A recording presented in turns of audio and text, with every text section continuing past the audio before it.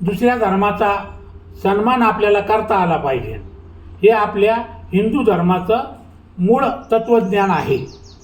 परंतु हे राजनीतिक लोक जे आहेत ते या सदोष मतदान प्रक्रियेमध्ये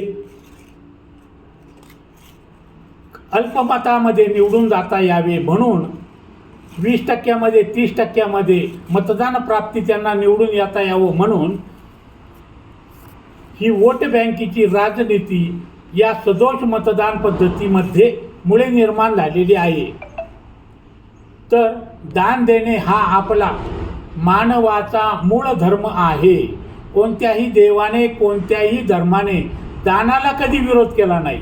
परंतु या निवडणूक आयोगाने दानशूर मतदाराला मात्र एकच मत देण्याचा अधिकार दिलेला आहे आणि त्या अधिकाराला आपण पवित्र कर्तव्य असे म्हणतो.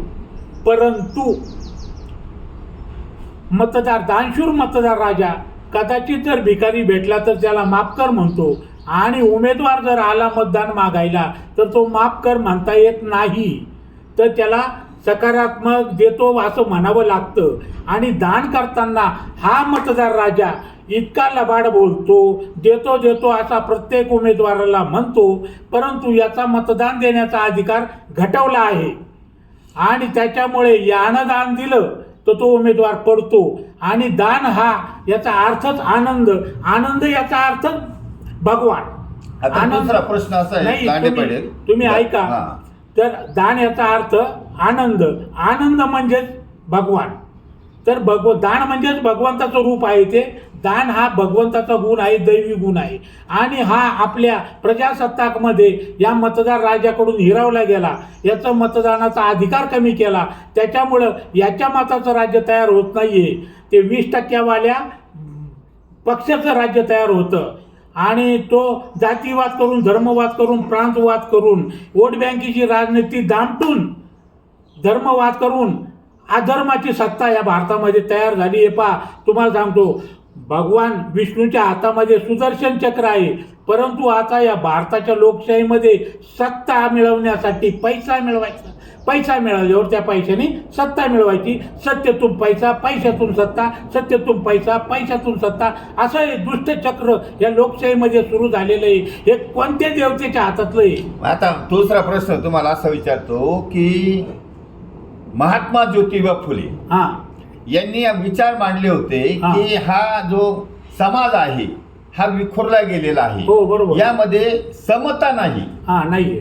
त्या काळामध्ये ज्योतिबा फुलेच्या काळामध्ये काही समाजाला शिक्षणाचा अधिकार नव्हता, महिलांना शिक्षणाचा अधिकार नव्हता, म्हणून त्यांनी आंदोलन केलं आणि त्यांनी ह्या समानतेचा अधिकार आणून दिला. सावित्रीबाई फुले ह्या पहिल्या शिक्षिका आहेत. एक अजून प्रश्न राहिला याच्यावरचा.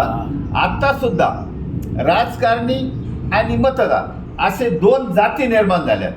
ह्या जे राजकारणी आहेत, तुम्ही जे सांगितलं का मतदानाचा प्रक्रिया कशी राबवली जाते, यांना माहिती आहे आपला गट वेगळा आहे, आपण परिवारवादी आहेत, आणि हे जे मतदार आहेत हे फक्त याचे खेळ आणि त्यांना आपण कसंही गोंधळू शकतो. याबद्दल तुमच्या स्वराज्याची व्याख्या काय सांगते?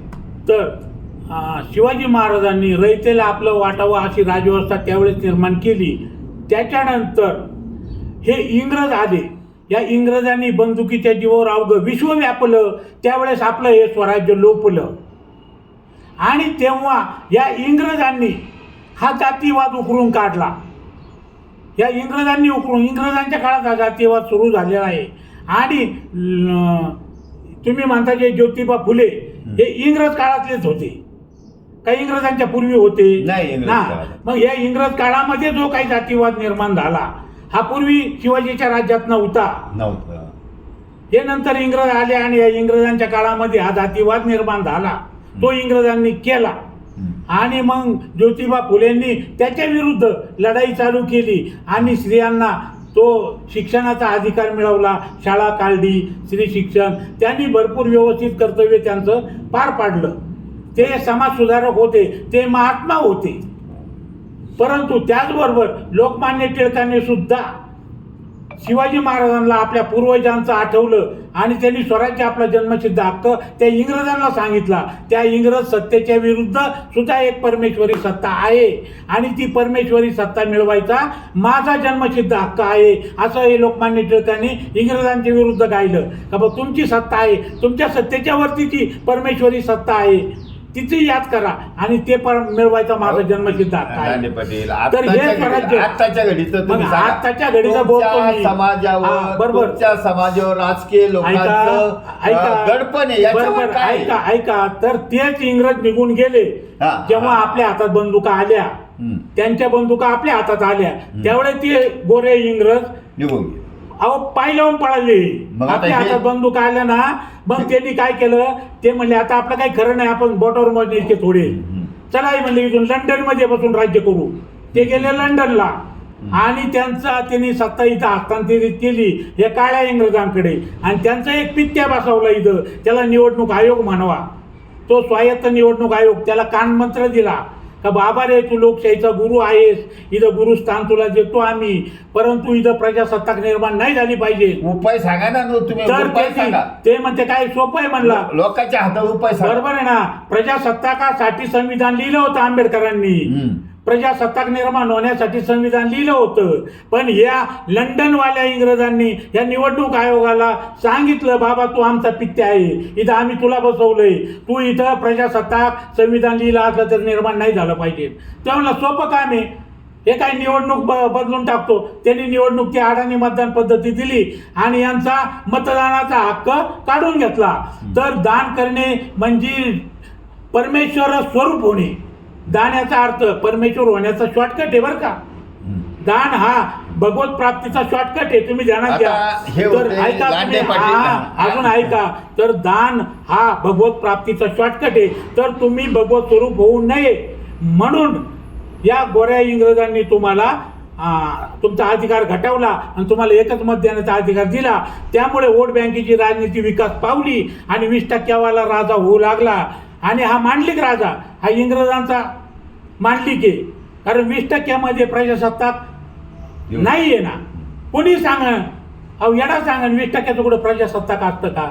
प्रजासत्ताकासाठी 50% बहुमत आहे, पण इथं कुठं 50% उमेदवार निवडून येतो, 20% येतो, 30% मतं प्राप्ती आणि ही प्रजासत्ताक नाहीये. तर ही प्रजासत्ताक निर्माण होण्यासाठी इथं या बळीराजाला, या मतदार बळीराजाला त्याचा मूळ दान करण्याचा जो दैवी गुण आहे, जो हक्क आहे, जो त्याला त्याचं राज्यप्राप्तीसाठी तो त्याला मिळायला पाहिजे.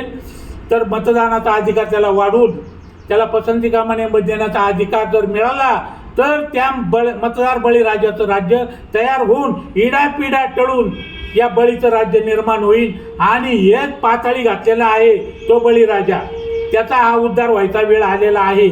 आणि आता फक्त मतदान पद्धतीत बदलायची. हो काय अडचण आहे, मतदान पद्धती बदलायला काय अडचण आहे, तुम्ही सांगा ना. दांडे पाटील नमस्कार. तुम्ही अतिशय सुंदर स्वराज्याची व्याख्या सांगितली, मतदान प्रक्रिया सांगितली आणि ह्या तुमच्या गुरुच्या ठिकाणी येऊन समाजाला या व्हिडिओ द्वारे मार्गदर्शन केलं त्याबद्दल तुमचे धन्यवाद. धन्यवाद.